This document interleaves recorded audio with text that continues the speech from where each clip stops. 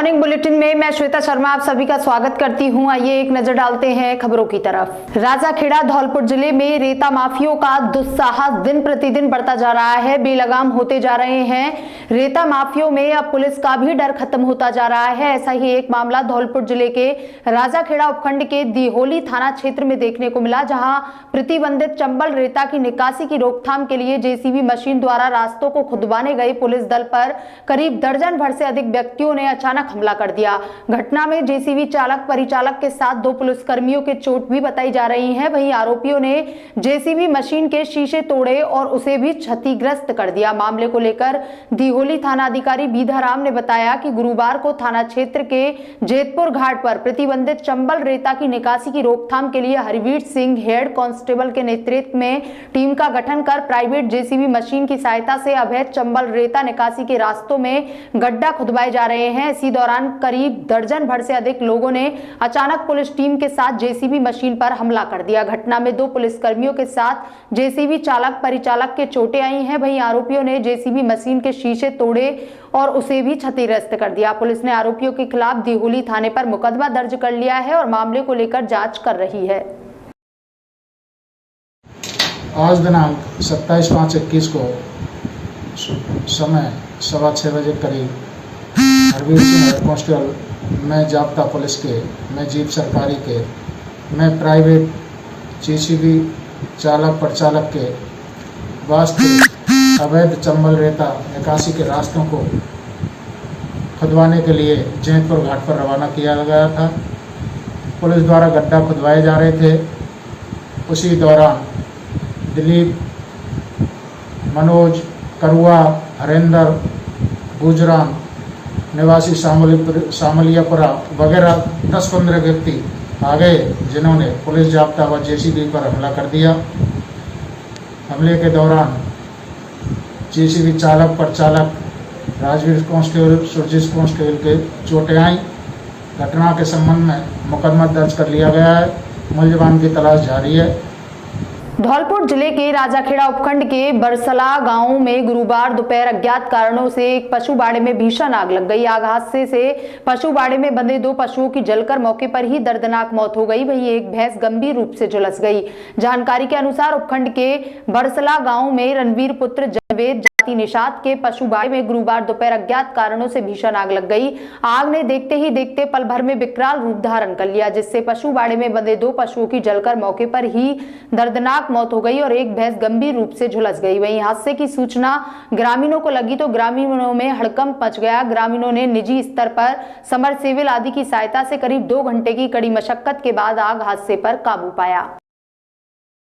आज दिन के करीबन 1 बजे बरसला गांव में रामरूप सनोप जनवेद कौम निषाद के यहाँ पर अग्नि से 2 छोटी भैंसें जलकर ख़त्म हो गई हैं। एक भैंस जो बड़ी है वो तकरीबन 70% जल चुकी है, जो कुछ ही देरों में ख़त्म होने वाली है। अग्निकांड से प्रार्थी को काफ़ी नुकसान हुआ है, जिसका मौका रिपोर्ट बना लिए सहायता प्रस्ताव भर के उसको भेज दिया जाएगा। सुमेरपुर में गुरुवार को दलवीर सिंह उप निदेशक स्थानीय निकाय विभाग जोधपुर द्वारा नगर पालिका का औचक निरीक्षण किया, जिसमें सर्वप्रथम टाउन हॉल के पीछे स्थित स्वामी विवेकानंद उद्यान में पौधारोपण करने के साथ पक्षियों हेतु परिंदे लगाए गए।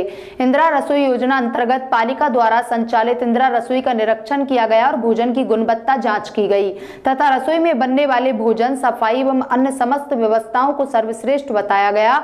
इंदिरा रसोई के माध्यम से जरूरतमंद व्यक्तियों को उनके परिवारों द्वारा इंदिरा रसोई से 300 भोजन थाली वितरण करने की घोषणा की गई, जिसका अधिशासी अधिकारी योगेश आचार्य द्वारा दलवीर सिंह का आभार व्यक्त किया। साथ ही दलवीर सिंह द्वारा शहर के राजकीय सामुदायिक स्वास्थ्य केंद्र में भर्ती मरीजों, उनके परिजनों एवं चिकित्सा स्टाफ गणों को निःशुल्क भोजन के पैकेट वितरित किए गए। साथ ही उक्त स्वास्थ्य केंद्र में राज्य सरकार के निर्देश अनुसार नगर पालिका द्वारा स्थापित किए जाने वाले ऑक्सीजन प्लांट स्थल का मौका निरीक्षण किया गया। प्लांट निरीक्षण पश्चात नगर पालिका कार्यालय में 5 ऑक्सीजन सिलेंडर स्टैंड राजकीय सामुदायिक स्वास्थ्य केंद्र को भेंट किए गए। साथ ही पालिका कार्यालय में स्थित सभी शाखाओं का निरीक्षण कर आवश्यक दिशा निर्देश प्रदान किए गए। इसी के साथ पालिका द्वारा मानसून पूर्व करवाए जा रहे नालों की सफाई व्यवस्था पर शहर में नियमित सफाई व्यवस्था के बारे में जानकारी लेकर सफाई व्यवस्था को संतोषजनक बताया। आज मैंने पाली जिले में रानी, पालना, बाली, सादरी और सुमेरपुर यहाँ के जो तमाम नाले हैं उनकी सफाई व्यवस्था देखी। मैं पूर्ण संतुष्ट हूँ कि सबने रात दिन एक करके कोरोना में भी अच्छा कार्य किया और नालों की सफाई भी की। अधिक से अधिक वृक्षारोपण के लिए इन सबसे चर्चाएं की। इनकी सबकी गोचर भूमि हमने देखी, गोचर भूमि पर इन्होंने बहुत अच्छा कार्य कर रहे हैं और आगामी इनका बहुत अच्छा लक्ष्य है कि पाली जिले को हम हरा भरा बनाएंगे, पर्यावरण से सुसज्जित करेंगे।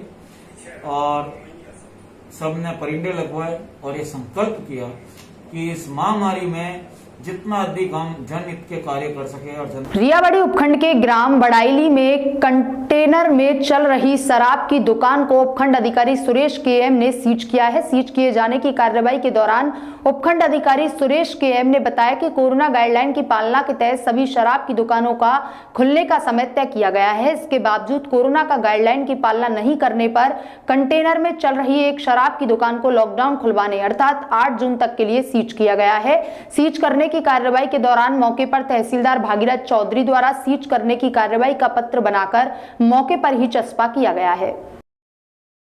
चित्तौड़गढ़ सांसद चंद्र प्रकाश जोशी एवं विधायक चंद्रभान सिंह आक्या ने गुरुवार भदेसर एवं सावा स्थित सामुदायिक स्वास्थ्य केंद्र का निरीक्षण कर व्यवस्थाओं का जायजा लिया एवं चिकित्सा कर्मियों से चिकित्सालय में आवश्यक उपकरण एवं व्यवस्थाओं की जानकारी ली। विधायक आक्या ने बताया कि शीघ्र ही सामुदायिक स्वास्थ्य केंद्र पर विधायक मद से oxygen concentrator machine, oxygen cylinder के साथ ही अन्य आवश्यक चिकित्सा उपकरणों को स्थापित कर दिया जाएगा।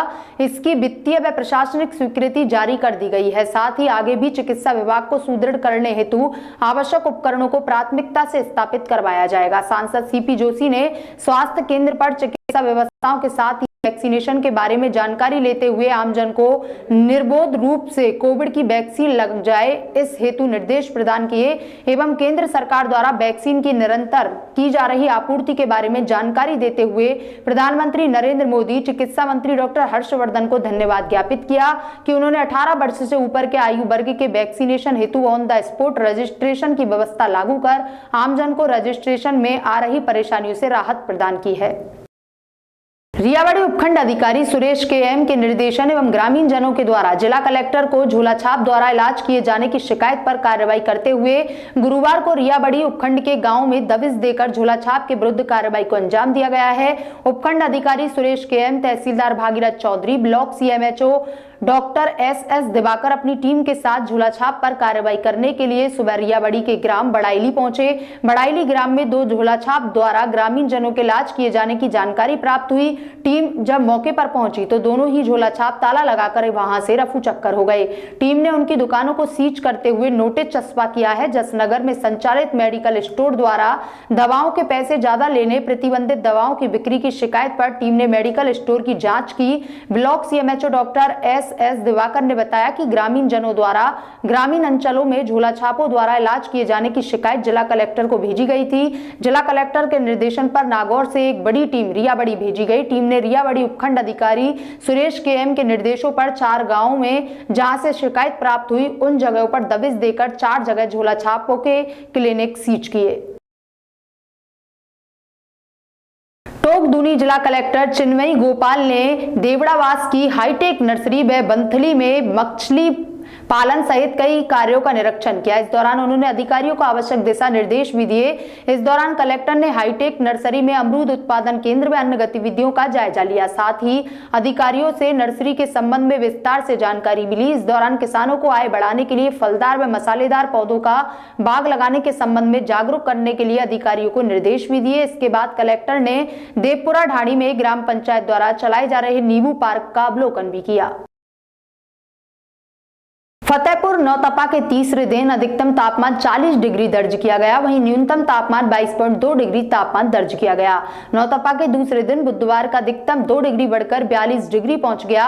हालांकि दोपहर बाद बादलों की आवाजाही ने गर्मी के असर को कम कर दिया। शाम को हवा की रफ्तार बढ़ने से गर्मी में राहत मिली। मौसम विभाग के अनुसार चक्रवात बनने से अगले 1-2 दिन बादलों की आवाजाही बनी रह सकती है। बुधवार को सुबह से मौसम साफ रहा। आज फतेहपुर के अंदर बहुत ज़्यादा तापमान है। फतेहपुर के तापमान के देखते हुए दूसरे दिन में नौतपा की तपन की तरफ से ये पब्लिक बहुत कम दिखाई दे रही है और फतेहपुर का तापमान बहुत अधिकतम होने के कारण पब्लिक बहुत कम आ रही है बाहर। और फतेहपुर के जो तापमान की स्थिति देखते हुए बहुत ही ज़्यादा गर्मी हो रही है यहाँ पर, तो पब्लिक भी बहुत कम है और कर रहे हैं, चल रहा है, लेकिन फिर भी बहुत कम पब्लिक बाहर। जिले के उनियारा उपखंड क्षेत्र की ग्राम पंचायत फुलेता में गुरुवार को निःशुल्क चिकित्सा शिविर रोग से निरोग अभियान आयोजित किया गया है। इस शिविर का आयोजन उनियारा पुलिस उपाध्यक्ष के आम जनों का जीवन बचाना सर्वोच्च प्राथमिकता से प्रेरित होकर ग्राम के युवा साथियों की मदद से लोगों को कोरोना वायरस संक्रमण से बचाव हेतु चिकित्सा सेवा दिलाने के लिए आयोजित किया गया।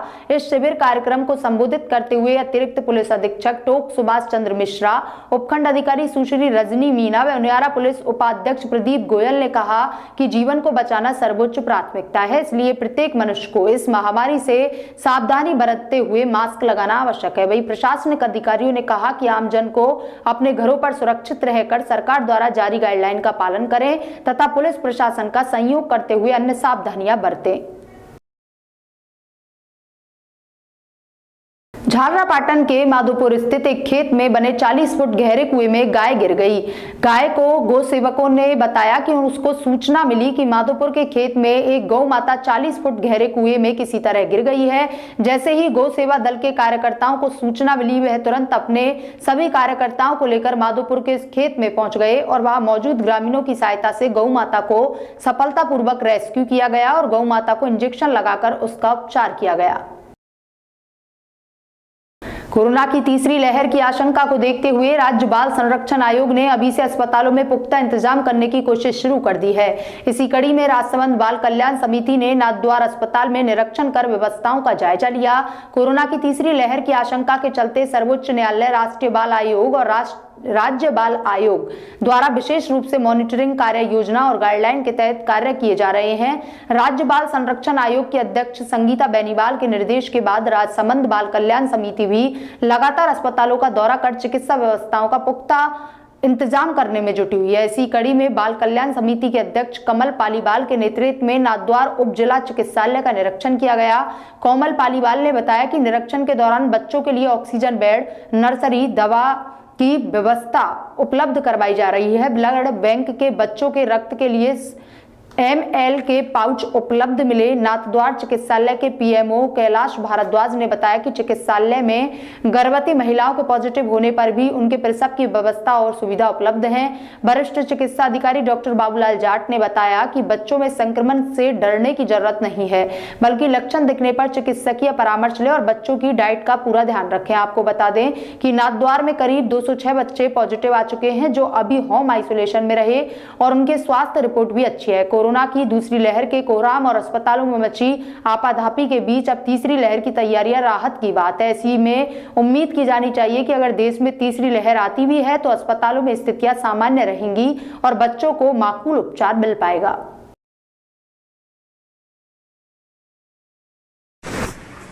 आज CWC के अध्यक्ष माननीय कोमल जी पालीवाल ने निरीक्षण किया है।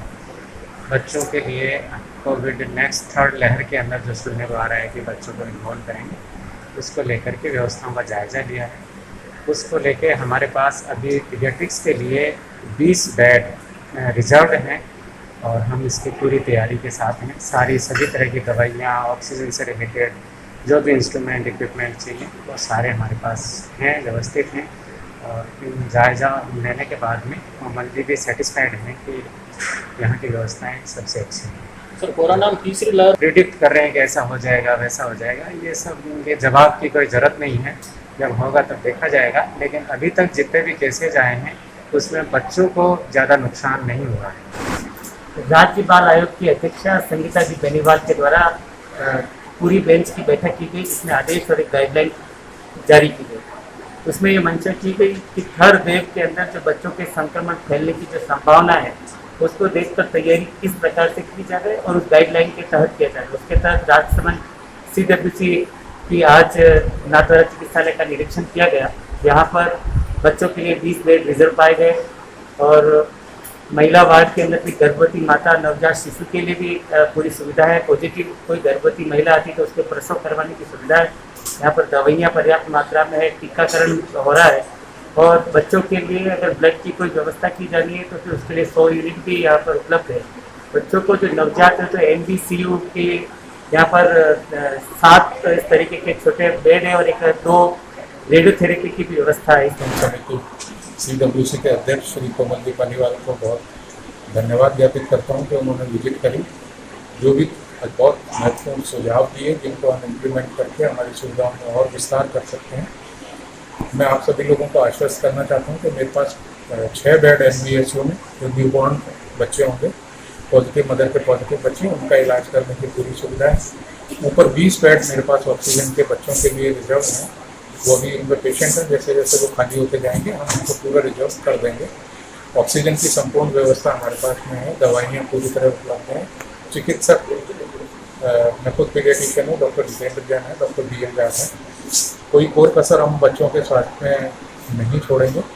वैसे बहुत खुशी की बात है कि अब तक हमारे यहाँ पे 200 नाथद्वारा के बच्चे पॉजिटिव आए, लेकिन कोई भी सामान्य सर्दी जुकाम खांसी बुखार के अलावा कॉम्प्लिकेटेड नहीं था।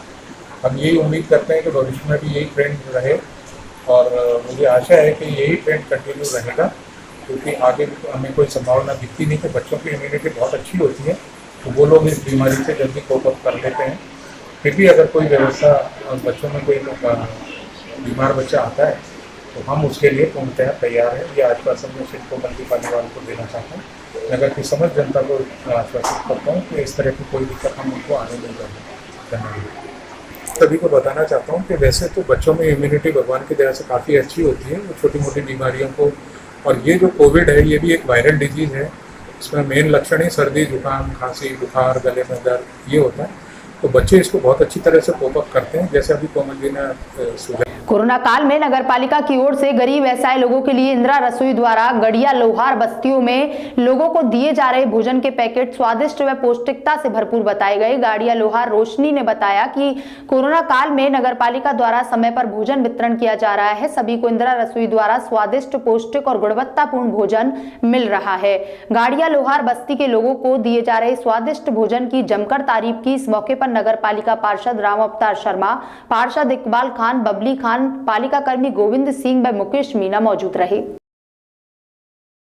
खाना भी बढ़िया मिला है, खूब व्यवस्था कर रहा है। हमारे तो मेंबर दोनों टाइम को खाना भेजता है, दोनों टाइम को पानी टैंक का जाता है, सारी चीज की व्यवस्था हो रही है। पलोटन की और कर दे हमको तो एलिमेंट जगह। खाने में कोई कमी तो ना है ना? खाने में कोई कमी नहीं, ना कोई उल्टी जाओ ना दस्त जाओ, कुछ भी कमी नहीं है। बढ़िया बना रहे हैं नगर पाल के खाना। छिपा बड़ौद कस्बे के अंधेरी बाग में बाईपास पर छतरियों के पास आपसी कहासुनियों के चलते झगड़ा हुआ। हमले में मोनू पुत्र मथुरा लाल उम्र 20 साल की मृत्यु हो गई। मृतक के पिता मथुरा लाल ने रिपोर्ट में बताया कि गुरुवार को मेरा लड़का घर से खाना खाकर काम करने मेटल पर जा रहा था, तभी गोलू भील पुत्र श्यामलाल ने हमला कर दिया। जब मुझे इसकी जानकारी मिली तो मैं वहां पहुंचा तो गोलू भील मोनू पर लात से जोर जोर से छाती पर मार रहा था। मोनू के परिजनों को देखकर गोलू वहां से भाग गया। मैं और मेरे साथियों ने मिलकर मोनू को सामुदायिक स्वास्थ्य केंद्र लेकर आए तो डॉक्टरों ने उसे मृत घोषित कर दिया। SAI सूर्यकांत ने बताया कि डॉक्टर द्वारा सूचना मिलने पर सामुदायिक स्वास्थ्य केंद्र पहुंचकर मृतक के पिता द्वारा दी गई रिपोर्ट पर मामला दर्ज कर कार्रवाई की जा रही है। झालावाड़ शहर में आज शहर की पहली वीर शिरोमणि महाराणा प्रताप की प्रतिमा वार्ड नंबर 29 में स्थापित कर दी गई, जिसका अनावरण 13 जून महाराणा प्रताप जयंती के अवसर पर किया जाएगा। गौरतलब है कि निर्दलीय वार्ड पार्षद नरेंद्र सिंह व उनकी टीम पिछले कई दिनों से वीर शिरोमणि महाराणा प्रताप की प्रतिमा शहर में स्थापित करने के प्रयास में लगी हुई थी। इसके बाद 2 क्विंटल से ज्यादा वजनी महाराणा प्रताप की प्रतिमा झालावाड़ लाकर शहर के वार्ड नंबर 29 के पार्क में स्थापित की गई है, जिसका प्रताप जयंती के अवसर पर कोरोना गाइडलाइन का पालन करते हुए अनावरण करवाया जाएगा। सारे मामले में वार्ड पार्षद नरेंद्र सिंह व उनकी टीम ने बताया कि चुनाव के समय उन्होंने अपने वार्ड में एक सुंदर पार्क बनाने व उसमें वीर शिरोमणि महाराणा प्रताप की प्रतिमा स्थापित करने का मतदाताओं से वादा किया था, जो कि उनकी टीम अब पूरा कर रही है। 12 कृषि उपज मंडी में लहसुन की बम्पर आवक के चलते जहां पूर्व में सप्ताह में 2 दिन लहसुन के ट्रैक्टर ट्रॉलियों को प्रवेश दिया गया, बाद में अधिक आवक को देखते हुए सिर्फ 1 दिन ही लहसुन को प्रवेश मिल पाया। 5 दिन पूर्व लहसुन की करीब 30,000 कट्टों की आवक एक ही दिन में हो जाने के कारण मंडी प्रशासन को आगे की एंट्री रोकनी पड़ी थी। आज गुरुवार को नए लहसुन की एंट्री को लेकर मंडी के दोनों ही प्रवेश द्वारों पर ट्रैक्टर ट्रॉलियों को लंबी कतारें लग गई। वहीं लहसुन मंडी की नीलामी स्थलों पर लोगों की लापरवाही का आलम देखने को मिलने लगा, जो कि आगे आने वाली तीसरी लहर के लिए भी असावधानी का ही कारण बनेगी।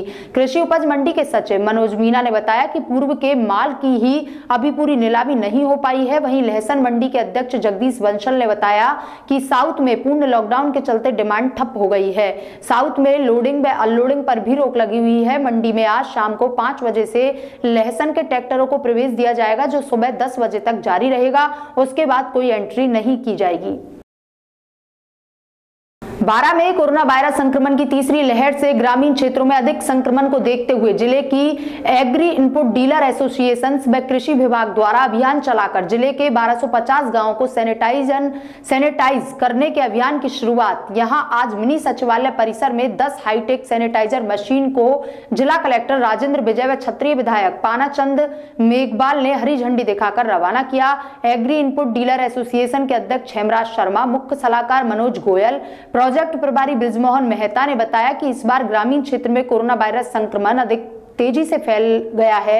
एसोसिएशन ने निर्णय लेकर 10 हाईटेक मशीनों दवा कंपनियों से मंगवाई हैं, जिसके माध्यम से जिले के 1250 गांवों को सैनिटाइज किया जाएगा। इसके लिए जिले के प्रत्येक ग्राम पंचायत में 10 से 15 दिन यह अभियान चलेगा। इसके लिए जिले को 8 ब्लॉकों में बांटकर यह अभियान 15 दिन तक चलाया जाएगा। साथ ही इन गाड़ियों में ऑडियो संदेश भी प्रसारित किया जाएगा।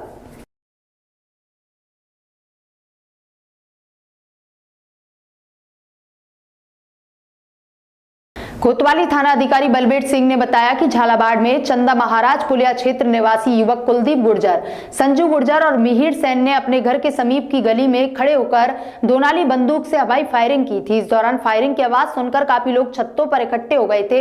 ऐसे में खुद की धाक जमाने के लिए की गई फायरिंग से छत पर खड़े लोग भी घायल हो सकते थे। बाद में तीनों युवकों ने हवाई फायरिंग की वीडियो सोशल मीडिया पर भी वायरल की, जिसकी जानकारी मिलने के बाद पुलिस ने आज तीनों युवकों को रहवासी क्षेत्र में दहशत फैलाने और अन्य की लाइसेंसधारी बंदूक को खुद उपयोग में करने के मामले में आरोपी मानते हुए गिरफ्तार किया है, जिनमें से कुलदीप गुर्जर, संजू गुर्जर के खिलाफ कोतवाली थाने में पूर्व में भी कई आपराधिक प्रकरण दर्ज हैं।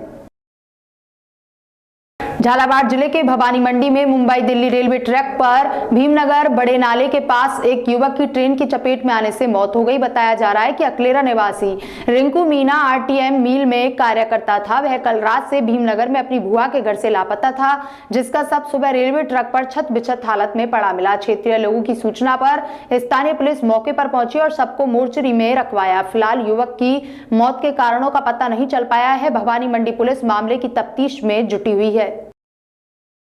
एक मिनट आप बोलो। मेरा नाम जितने मीणा है, मेरी बुआ का लड़का था पिंटू, और ये रात की 10:30 बजे से गायब था। देखने भी आया। इसके पापा का नाम? पापा का नाम गेंदीलाल। उम्र कितनी होगी? 21-22 साल के बीच में होगी। 21-22 साल की। और कहाँ का? इकलेरा का रहने वाला? इकलेरा। अच्छा अच्छा। गाँव का नाम कालाटोल। कौन सा? कालाटोल। अच्छा अच्छा। और यहाँ कहाँ रहते थे? भीमनगर। और यहाँ क्या काम करते थे? मिल में काम करते थे। मिल में कंपनी में या ठेके में थे? ये ठेकेदारी में था। ठेकेदारी में थे। ठीक।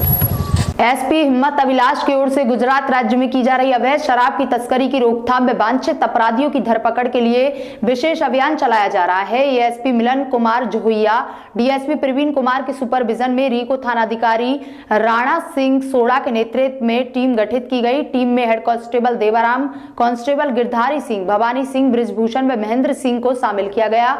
मावल चौकी पर राजस्थान से गुजरात जा रहे ट्रक को रोका गया। जांच करने पर कंटेनर में भूसे से भरे प्लास्टिक कट्टों की आड़ में छिपाकर ले जाई जा रही राजस्थान निर्मित अलग अलग ब्रांड के 300 कार्टून बरामद किए गए। पुलिस ने राजस्थान निर्मित विस्की के 150, वोडका के 150 कार्टून बरामद किए। ट्रक चालक को सुजात खान जादव भाई को गिरफ्तार किया। फिलहाल ट्रक ने आबकारी अधिनियम के तहत मामला दर्ज कर जांच शुरू कर दी है। बड़ी कार्रवाई करते हुए अवैध शराब की बड़ी कार्रवाई की गई है। एक ट्रक को जब्त किया गया जिसमें 300 अंग्रेजी शराब के कार्टून्स बरामद किए गए हैं, जो करीब 20 लाख की शराब है। और ये शराब राजस्थान की होकर गुजरात जा रही थी। कार्रवाई करते हुए 2 मुलजिमों को अरेस्ट किया गया।